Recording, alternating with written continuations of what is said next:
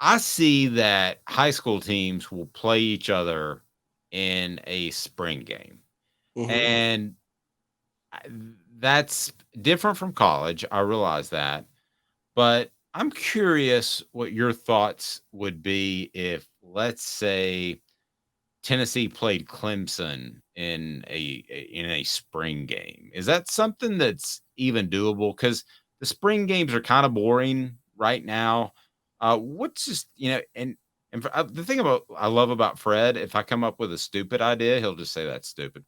But what do you think? What would you think about that to draw a little bit more interest into spring games? It's pretty bland this year. I mean, spring game ain't really for. It's not really a game. It's just kind of to showcase what you have. You're building for the next year. Really, I don't. I don't put any stock in the spring game. Not an ounce of it, because some of the guys that are going to be playing on Saturdays during the fall won't even really suit up for spring game. You know, you're only going to see snippets of guys. It's really to come and see the young guys more than it is to see a guy who's um, a superstar on the team. You know what I mean? Like those guys aren't going to Like play that Nico. long in the game. Yeah, I mean, you want to come see a guy like a Nico or one of the receivers that came in. These are the guys that you want to see, the young guys. You want to see what they look like. How much did they progress? That's more so than anything. So if we were going, you would sell tickets, yeah, but you also risk having an injury that could end up lasting all the way to to the season. I mean, I don't feel like there's a need to play another team. So you're just saying it's a stupid idea by Dave. It's not my first, won't be my No, last. I'm not gonna say it's a stupid idea, but because quite frankly, they might do some stuff like this. But I just look at it like it's an extra game that you really don't have to play, and it's an opportunity to get injured. Yeah. Anytime you play, put it up, shoot up the pass, man, it's an opportunity to get injured, especially when you're going against somebody else. I mean, yeah, they do it in high school. This is college, you know. Yeah. So it's a Leave it little bit like it different. is.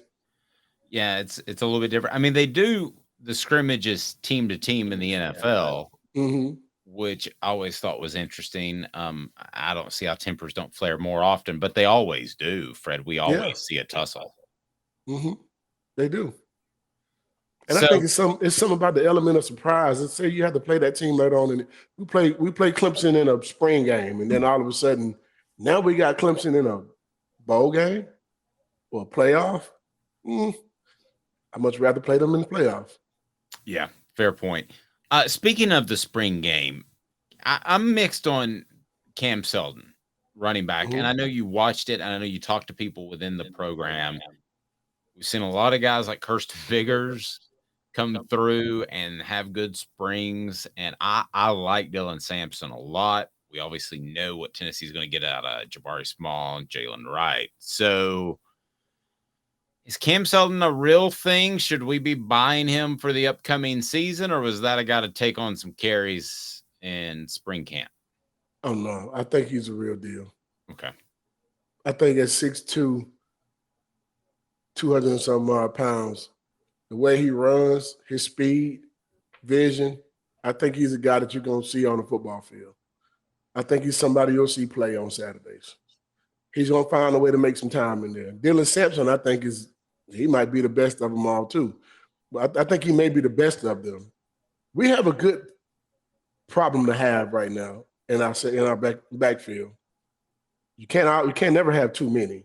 I mean, if you look at what we had, Jamal Lewis went down, we plug in Travis and Travis. I mean, you can never have too many. I mean, and the next year, our senior year, we have Travis and Travis, and we bring in a guy by the name of Ontario Smith. So you can never have too many home run hitters in your backfield. I mean, that's a good problem to have. The problem you're gonna have is trying to figure out how to get the ball in all their hands and keep them happy more than anything.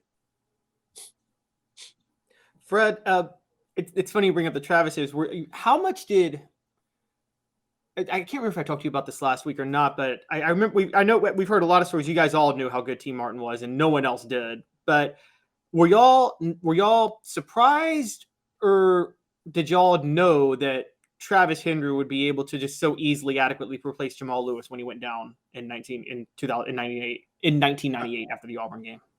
I'll say you can't replace a Jamal Lewis. First of all, you can never. you can't replace a Bertier. Oh, remember the Titans. There we go. Is that the game where they call a reverse on the last play and it goes 80 yards for a touchdown? Like that would never happen in real life. I think that happened in Happy Gilmore too. Or no, not Happy Gilmore. What was the Adam Sandler football movie? Longest Yard. Longest Yard. Yeah. No, yeah. That's Adam Sandler. Bobby Boucher. Oh, Waterboy. Oh, Waterboy. Yeah, they called a halfback pass on that. But it was a reverse. But he passed it. Yeah, but it was a reverse thrown back to the quarterback on the last play. like anybody would ever fall for that. I can't remember Caleb's question. What was your question again, Caleb? I remember the question. Okay. So you can't replace Jamal Lewis. If Jamal doesn't get injured, we're in a whole different.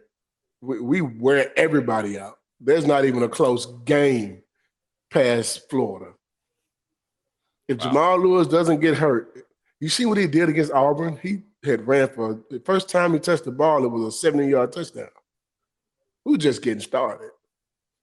I mean, Travis Stevens went for 100 yards against Georgia. And no offense to Travis Stevens, but Jamal Lewis was on a roll.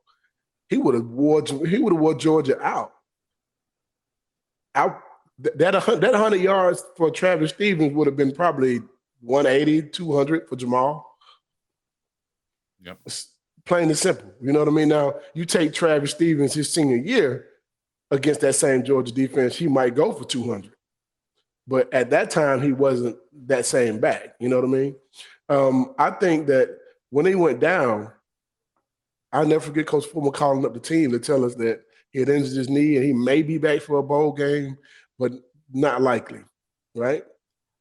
And I remember everyone looking at the running backs like, okay, well, don't nobody in the country know what else we have but us. We've already seen these guys. We knew what they could do. So we got two running backs sitting over here that can do the same job as Jamal when it comes to I think you add their skills together, they make a Jamal. Yep. And you talk about overcoming injury. A lot of people forget that Al was beat up that year. Yeah. And that speaks volumes, but it was amazing how he was still a leader on the sideline. I'll never forget him having that towel and being halfway on the field cheering you guys on. Man, leadership comes regardless of whether you're on the field or not. You know what I mean?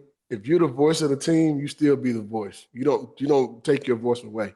And usually when guys are injured, they don't make the road trip. I'm so happy that Coach Fuller brought Al anyway. That makes a difference because we had one of the best defensive games we had all year. And our defensive leader wasn't even there. So we are looking at this season, and Eric Westmoreland, I think you acted like it was the first time he said it, and on our recent video that's on our YouTube channel, but he said you were like the uncle. Because Al was I view Al as the fiery dad who comes home mad after work, and Fred's kind of the uncle that calms down everybody and the guy that you can go to for advice. What did you think of him calling you the uncle? You know, I don't think anybody had ever explained it to me that way. But I get it. I take it as a sign of respect too, because I could see myself as being the uncle because I was. So for most of the young guys that came in, that's, show you how the right way to do this. No, you can't do it this way. You got to do it this way. No, this will get you in trouble. I know because I already did it. Well, and I'm a Jay-Z guy. Hove did that. Hopefully, so you wouldn't have to go through that. So That's my workout song every day. don't follow my footsteps and do what I just told you not to do. I told you don't do that. Don't do that. That'll get you in trouble. So basically, what you're saying is, I like to refer to Caleb as Aunt Calhoun. what? So Fred, what you're saying is you were the guy that like took the player under your wing and warned him like, you want to come to me before you want me to come to you before Al comes to you, is what you're saying. You want me to come to you before the coaches get on you. You want me to come to you before you're in the breakfast club, which means you got to check in every morning. Hey man, you don't want to do all that. If you want some freedom, do this. Okay, you don't want to listen to me? Let me show you what's going to happen. Here it is. I've seen plenty of guys come in here as one of the top players in the country and leave in 2 semesters.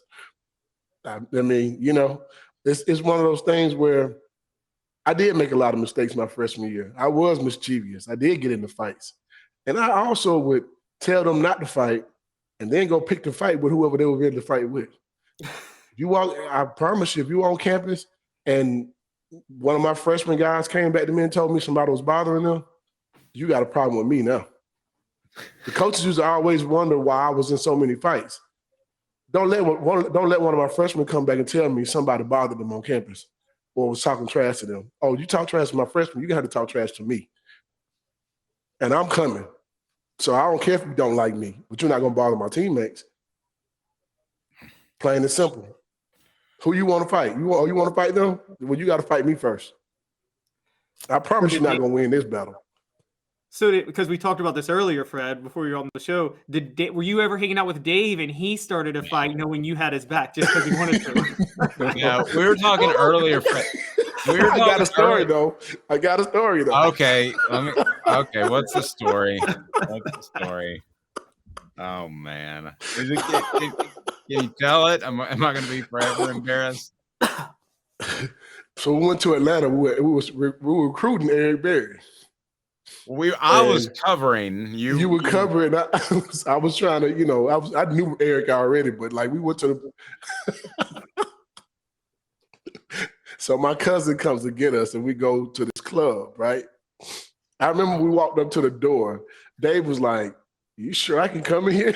I said, "Man, you and me, we going anywhere we want to go. What you talking about?" Oh my God. You should see Dave walk in the club. It was so hilarious. And my brother was like, "I got you." My cousin was behind him, like, you good, we got you. You all right. Ain't nobody gonna bother you. Yeah. I think I immediately went to the bar and got some liquid courage at that point. You did. Yep, you sure did. Oh Lord. And then for reasons we won't get into,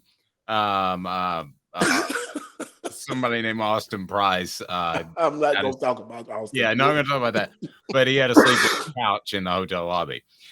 Portions of the program are brought to you by Craft Treats. Go to crafttreats.com. And with crafttreats.com, use the promo code Off the Hook. Use the promo code Off the Hook. You get 20% off of CBD treats that we probably could have used to chill us out a little bit. And it helps with digestive issues. It also helps with your pet's anxiety and your pet's arthritis. My dog has arthritis and takes it, and it's fantastic. So go to crafttreats.com, use the promo code Off the Hook for all their treats, CBD or otherwise, and get 20% off. That's the promo code Off the Hook. You mentioned Al Wilson. In that interim, you're still very tied into the university. You still, I mean, Fred, for those that don't know, he'll have players that will call him that played 7, 8, 10 years after and say, "Hey, what do you think about maybe this business deal or this sort of thing?" And who's the best leader do you think that Tennessee has had since Al Wilson? It's a tough one. If you got 2 or 3, throw them at me. Yeah, that's a tough one because I don't think nobody can measure up to what he did. Well, nowhere close to him, but just in the time period since. Who has been a great leader for Tennessee? And Caleb, maybe you have some ideas. I don't I got one already in my head, but I'll see where you guys go first. So it's almost like you're asking. Let me just kind of give you what I'm thinking. Okay. So Reggie White's one of the greatest players to ever play the game at Tennessee, anywhere. Well, who's kind of in that same light with him? It ain't really Well, nobody there. yeah. You know So what I mean? basically, what we're talking about is Al was Mount Everest, and we're talking about somebody that might be the equivalent of a small hill in Powell, Tennessee. See, So that's the difference though. Like our coaches gave us the ability to be our own leaders. yeah, They didn't have to create us to be leaders. We became our own leaders by what we did and how we acted and our integrity and our character. You can't manufacture a leader. And that's what I think has happened over the years since us. Somebody, because he's the running back or because he's the quarterback, he has to be a leader. That might not necessarily the truth. So I look at leadership differently. Most of these teams we've had lately had coaches that wanted to be the leader of the team instead of the players lead themselves. So I can't really look and see who I would think would be that. You know what I mean? Like, so who was yours, Caleb? Who was your suggestion? I was going to say, and again, not close to Al Wilson's level at all, but I thought Don Henderson was a pretty good leader of the 01 Tennessee team, which was the closest team since the 98 team to getting to a national title. you know who I'm going to say? The two guys I will say. I thought Kurt Magid and AJ Johnson did a good job of being leaders. Yeah, the 2014 team. That's right. I thought they did a really good job of being leaders. And that's who I'll go with. And then I think the obvious one, but we're talking so recently, is Hendon Hooker. When I interview Cooper Mays and Jacob Warren for the Vol reports, I mean, there's this kind of, they have a similar admiration in a different way. I'm not talking fiery leader, but he can get fiery from what I've been told. But they have the same type of admiration for Hendon Hooker that you guys had for Al Wilson. It's the same type of feel. Mm-hmm. I don't think that's a huge stretch. Do you? I don't think it's a huge stretch. I think he's a good leader too. But I also think Joe Milton's a good leader. I think he's going to be one. I think he's done a really good job of being, being a leader, man, everybody respects you. Everybody on the team respects you. And they don't just respect you because you got a name. They respect you because of the work you put in. That's why we respect Al so much. He demanded so much out of us. But if you watch him work, you would have to work as hard because he worked his butt off. So, I think the leadership came from watching him not just talk the game, but live it. Put in the work. Do all the little things right. Those are the things that make a good leader. And I think that's what Joe does, which I think is the reason why he's going to have a good year this year coming up. No, I've heard the same thing. I've heard a different type of leader than Hendon, but definitely a leader. Fred, sorry. Go ahead. I was going to say, Fred, the way you talk about Al Wilson, I just wanted to ask your thoughts. I'm sure you saw The Last Dance, the Michael Jordan documentary a couple of years ago, and there was this debate on whether Michael Jordan was too hard on his players. But it seems like based on your experience with Al, you totally would have embraced playing for Michael Jordan and what he did in practice. Am I right? Absolutely. Because, man, here's the thing. If you're going to play any sport, especially football, you need to be mentally tough in the first place. And if somebody brings something to your doorstep and tell you that you're not doing something the right way or you're not giving your all or whatever, they obviously saw something you did. So it's called constructive criticism. Be coachable. Not just be coachable from your coaches, be coachable from your teammates as well. How else you think you're going to win games? If I came to the sideline, I've come to the sideline several times and Deion Grant get on my case because I missed a call or I missed a read. Or I'll get on him. Or we get on Dwayne or whatever. That's what you do. You're supposed to in order to be better. We went to practice every day, and our thought process was, Al Wilson would say, we having perfect practice today. You know how much pressure that is? That means make no mistakes, none. Get everything right. If you drop a pass, you're one of That's them. how we practiced. That's how we practice. And if you're the person who messed up our perfect practice, hey, man, you're going to hear from everybody. You obviously not paying attention. And if you're a second string guy, we ran the same plays with the first team that we do with the second team in the same order. So if you actually mess up as a second team guy, hey man, you're never gonna touch our football field. We don't want you on it. You're obviously not paying attention to what's going on. So strong. Fred, if people need insurance, all they have to do if they're in the state of Georgia and soon to be Tennessee, but if they're in the state of Georgia, all they got to do, buddy, is reach out to you. They can Google you pretty easy. And you're fantastic. What makes your practice different maybe than some other ones? You know, we're willing to help regardless of whether you do business with us or not. We're willing to give you the information that you may need. And at some point, let us earn your business. If you don't like what we have at the moment, give us a few moments and we'll catch up to you later and find a way to be able to do business with you. Our whole goal is to earn your business, not just accept it because you want to, just want a quote. My job is to earn your business and keep your business by also doing annual reviews, doing 6-month reviews, making sure that you know what's going on in your insurance business and what the rates are doing, what the state is doing with insurance, those type of things. Just giving you information that you may not have or giving you information that you never even thought about. So our goal is to educate every person that comes our way to make sure they understand what they're dealing with, understand what they're getting, and just be of help and of service to our community. So you can give us a call at any time. Our phone number is 770-381-0367. Again, that is 770-381-0367. Or you can also catch us online at fredwhiteallstate.com. Love it. Thanks, Fred. We will talk to you soon. I appreciate you. All right. Thank you, brother. You guys Fred have White, a good one. Go and Vols. thanks, Fred.